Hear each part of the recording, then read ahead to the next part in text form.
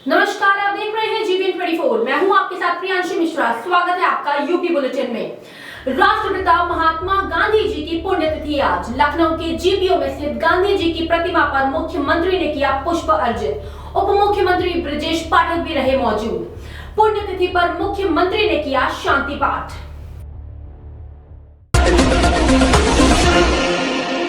Jaipuria school में अटल सुरंग की लगाई गई प्रदर्शनी।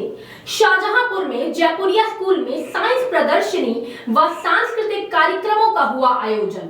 जयपुरिया स्कूल में आयोजित किए गए एग्जीबिशन कार्यक्रम में भारत रत्न व देश के पूर्व प्रधानमंत्री अटल बिहारी वाजपेयी के नाम पर बनी अटल सुरंग मुख्य आकर्षण का केंद्र रही।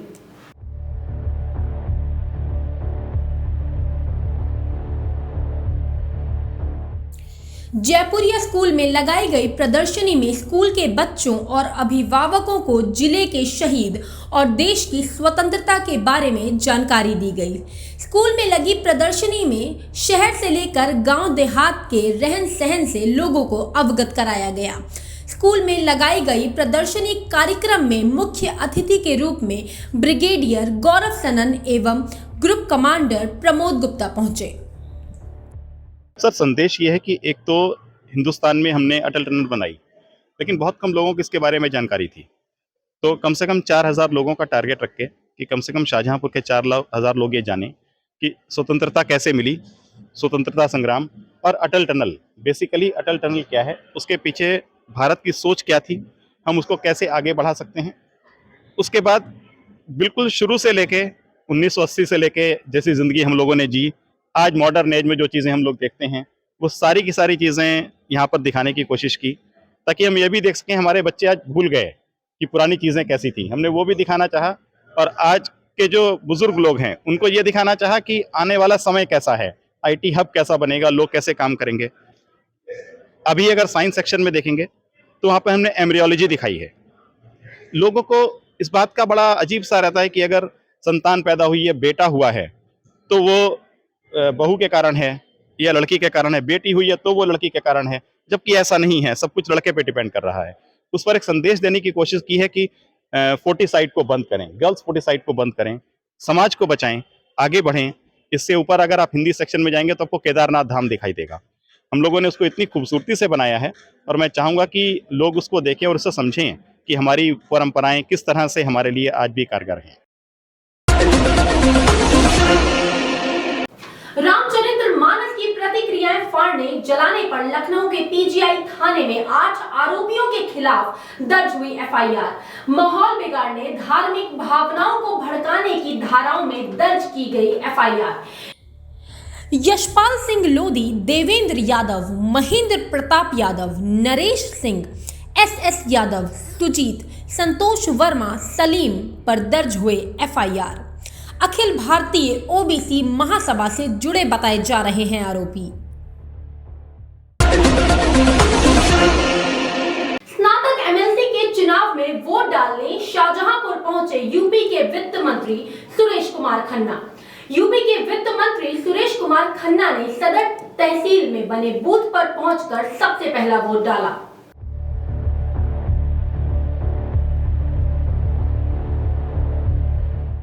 मीडिया से बात करते हुए उन्होंने भाजपा प्रत्याशी की बड़ी जीत का दावा किया है।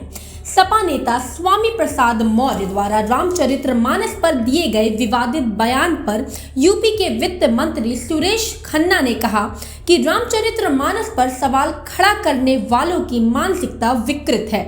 ऐसे लोग जो रामचरितमानस पर सवाल खड़ा करते हैं वे विकृत मानसिकता के लोग हैं। उन्होंने कहा कि जो कुछ भी रामचरितमानस के लिए कहा गया वो एक विकृत मानसिकता का प्रतीक है, क्योंकि कोई भी सामान्य मानसिकता का व्यक्ति किसी के सम्मान को ठेस नहीं पहुंचा सकता।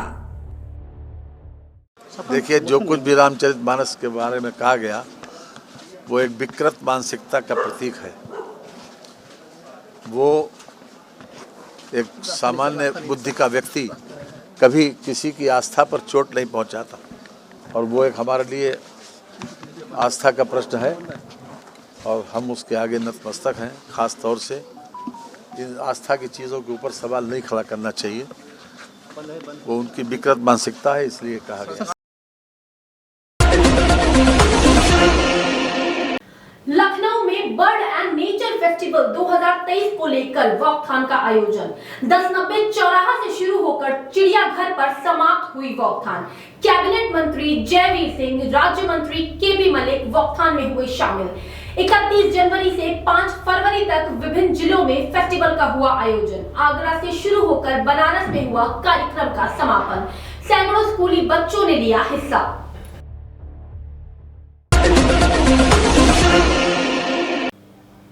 हरदोई के शाहाबाद में नाचने गाने वालों के साथ दबंगों ने जमकर मारपीट की है। दबंगों ने पीड़ित की जीभ काटकर सिर फोड़ डाला है। न्याय की आस में सुबह से भूखा प्यासा पीड़ित कोतवाली के बाहर बैठा है। पुलिस ने नहीं सुनी है अब तक उसकी फरियाद। शाहाबाद कोतवाली के बिलहरी गांव का ये मामला है। ये हुआ था, ये 3 बार मेरे रात में बिस्तर पे आया।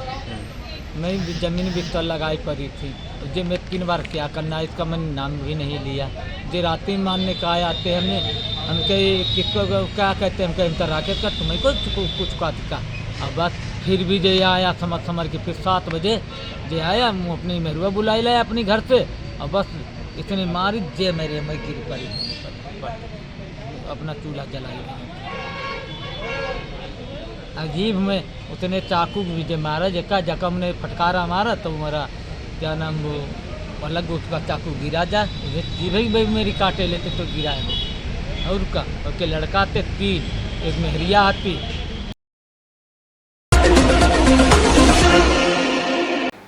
उत्तर प्रदेश की योगी सरकार एक तरफ भले ही आरोपियों पर कार्यवाही करने, बुलडोजर चलाने या फिर उनकी संपत्ति को कुर्क करने की बात करती है, लेकिन प्रयागराज में तो इन सब के ऊपर उठकर रज्जू भैया विश्वविद्यालय के कुलपति ऐसे ही अपराधियों पर मेहरबान दिखाई दे रहे हैं।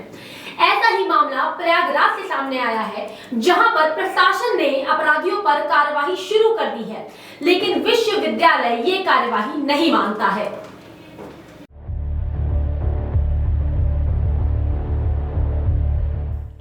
दरअसल मामला शिक्षा भर्ती में फर्जीवाड़ा करने के आरोप में केएल पटेल का नाम आया था, जिसमें गैंगस्टर एक्ट के तहत पुलिस ने कार्यवाही भी की थी। उसके कई प्रॉपर्टी को चिन्हित किया गया था। प्रॉपर्टी चिन्हित होने के बाद रज्जू भैया विश्वविद्यालय चिन्हित विद्यालय को ही परीक्षा केंद्र बना दिया गया, जिससे क्षेत्र में अब तरह तरह के सवाल उठने शुरू हो गए हैं।